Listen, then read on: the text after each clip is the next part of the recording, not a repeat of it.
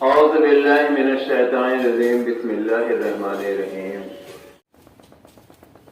اسلام میں داخل ہونے کے بعد جہاں اللہ تبارک تعالیٰ سے بے پناہ محبت عقیدت اللہ تبارک تعالیٰ کے سامنے سرنڈر ہونا ضروری ہے، آپ کے بتائے ہوئے طریقے پر زندگی بتانا اور اس طریقے کو بتانے والے جناب محمد مصطفیٰ صلی اللہ علیہ وسلم جو اللہ تبارک تعالیٰ کے نبی اور رسول ہیں،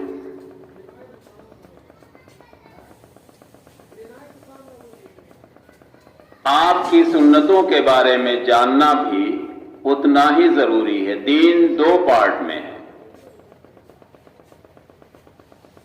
ایک اللہ تبارک تعالیٰ کا فرمان مبارک، ایک نبی صلی اللہ علیہ وسلم کا فرمان ہوا۔ دونوں میں کوئی فرق نہیں ہے، دونوں میں آپ کو ایک طرح سے ایمان رکھنا۔ فرق کیا ہے؟ فرق صرف یہ ہے کہ اللہ تبارک تعالیٰ نے اپنے کلام مقدس کی حفاظت کا ذمہ لیا ہے کہ قیامت تک اس میں ذرہ برابر کوئی زیر زبر کی بھی تبدیلی نہیں کر سکتا۔ حدیثوں کی بھی حفاظت اللہ تبارک تعالیٰ نے لی ہے، لیکن اس میں تھوڑی سی گنجائش ہے۔ اللہ کے نبی صلی اللہ علیہ وسلم کے نام مبارک کے ذریعے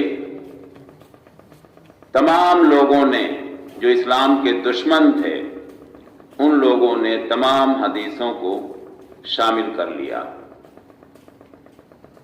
ان کا مقصد یہ تھا کہ جو اللہ کے نبی صلی اللہ علیہ وسلم کے نام سے حدیث پیش کریں گے تو مسلمان آنکھ موند کر اس پر یقین کر لے گا اور عمل کرنے لگے گا، اور اس طرح سے ہم انہیں اصل دین سے دور کر دیں گے۔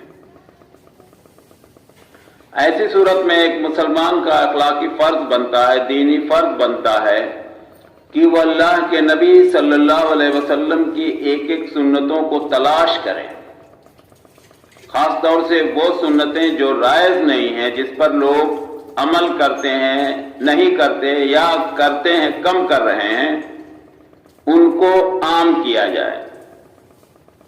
یہ ایک اصلی محبت ہوگی اللہ کے نبی صلی اللہ علیہ وسلم کے ساتھ۔ جیسے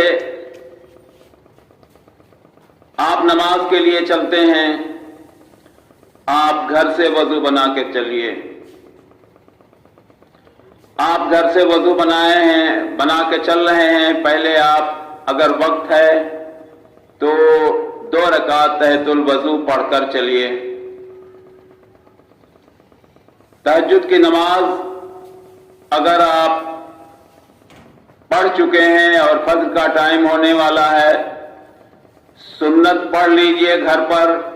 سنت پڑھنے کے بعد آپ اپنے بستر پر دائیں کروٹ، دائنا ہاتھ اپنے چہرے مبارک کے نیچے رکھ کر 10 منٹ 5 منٹ لیٹ جائیے، پھر اس کے بعد فرض نماز کے لیے اٹھیے اور مسجد میں آئیے۔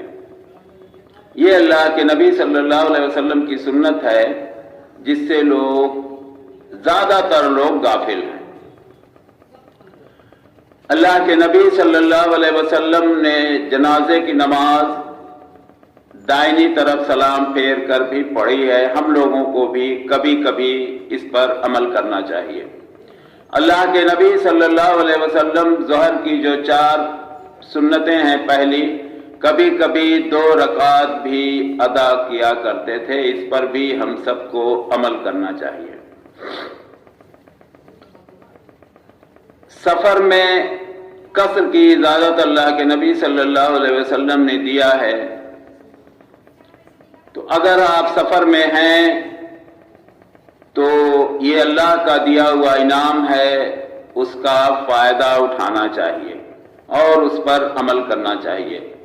سردی کے موسم میں جو ضعیف لوگ ہیں یا جو بیمار ہیں، وہ اپنے موزوں پر مسح کر سکتے ہیں، یہ بھی ایک سنت کا طریقہ ہے، اور اکثر لوگ غیر جانکاری میں اس کا فائدہ نہیں اٹھا پاتے، تو جان لیجئے موزے کے اوپر مسا جائز ہے، آپ بقیہ وضو کر لیں اور دائیں ہاتھ میں پانی لیں، بائیں ہاتھ کو بھگو لیں، دائیں ہاتھ سے دائنا پیر، بائیں ہاتھ سے بائیں پیر ایک بار آپ پھیر لیں، آپ کا وضو ہو جائے گا۔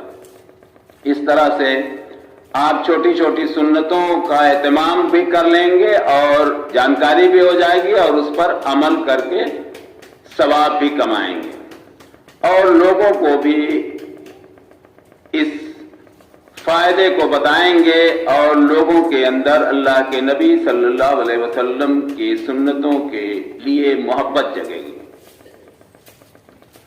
اس طرح سے اگر آپ تلاش کریں گے تو تمام چیزیں ایسی ہیں جو اللہ کے نبی صلی اللہ علیہ وسلم نے اپنی زندگی مبارک میں کیا ہے، اور وہ ہمارے لیے چونکہ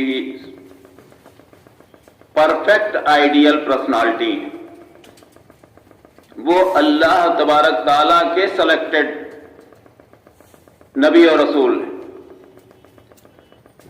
آپ کے علاوہ اور کسی کو معصوم نہیں سمجھا جا سکتا، پرانے اور پیغمبروں کو چھوڑ کر، مطلب آپ آخری پیغمبر ہیں۔ آپ کے بعد انسانوں میں سب کے بارے میں یہ مانا جائے گا کہ کسی سے بھی غلطی ہو سکتی ہے، کسی سے بھی خطا ہو سکتی ہے، کسی سے بھی بھول چوک ہو سکتی ہے، لیکن اللہ کے نبی صلی اللہ علیہ وسلم سے دینی معاملے میں سوال ہی نہیں ہے کہ خطا ہو جائے، بھول چوک ہو جائے۔ اسی لیے اللہ تبارک تعالیٰ نے کہا ہے کہ تم اگر ہم سے محبت کرتے ہو تو ہمارے نبی صلی اللہ علیہ وسلم کی اتباع کرو۔ اتباع مطلب ہی ہوتا ہے کہ آپ کے ہر عمل پر ہم آپ قربان جائیں۔ آپ نے جوتا پہن کر بھی نماز پڑھی ہے، اس لیے ہم سب کو بھی کبھی کبھی، پہلے مسجدیں کچی ہوا کرتی تھیں عرب میں، تو مسجد میں تو یہ چیز نہیں مناسب ہے، لیکن جنازے کی نماز میں مناسب ہے۔ جوتا کوئی ناپاک چیز نہیں ہے، جیسے ہمارے ہاتھ پیر میں کوئی گندگی لگ جاتی ہم اس کو صاف کر دیتے ہیں، اسی طرح سے اگر جوتے میں بھی کوئی گندگی لگ گئی ہے تو اس کو رگڑ کے صاف کرنے کا حکم ہے، اور آپ آرام سے نماز پڑھ سکتے ہیں۔ تو دو چیزیں ہوں گی کہ ایک کو آپ کو جانکاری ہوگی، دوسرے یہ کہ ایک سنت پر عمل بھی ہوگا۔ بعض وقت ایسے حالات آ جاتے ہیں، بارش ہو گئی، یا شہروں میں آپ دیکھیں گے مسجد کے کنارے نالیاں ہیں اور نالی کی گندگی باہر پھینک دی جاتی ہے، فوراً صاف نہیں ہوتی، تو ویسی جگہوں پر آپ کو لامحالہ جوتا پہن کر ہی نماز پڑھنی پڑتی ہے۔ ایسے حالات کبھی کبھی آ جاتے ہیں، یا شدت کی ٹھنڈک ہے، کوئی ضعیف آدمی ہے تو وہ کہاں سے جوتا اتار کر کھڑا ہو پائے گا۔ اس لیے دین میں ہر طرح کی سہولتیں موجود ہیں، تو ان سب چیزوں کو جب تک ہم جانیں گے نہیں تب تک اس پر عمل نہیں کریں گے، اور جب تک ہم جان کر عمل نہیں کریں گے تب تک صحیح مسلمان نہیں بن سکتے۔ اللہ تبارک تعالیٰ سے دعا ہے کہ اللہ تبارک تعالیٰ ہم سب کو اللہ کے نبی صلی اللہ علیہ وسلم کی پیاری پیاری سنتوں پر عمل کرنے کی توفیق عطا فرمائے، جس سے ہم صحیح مسلمان بن سکیں۔ السلام علیکم ورحمۃ اللہ وبرکاتہ۔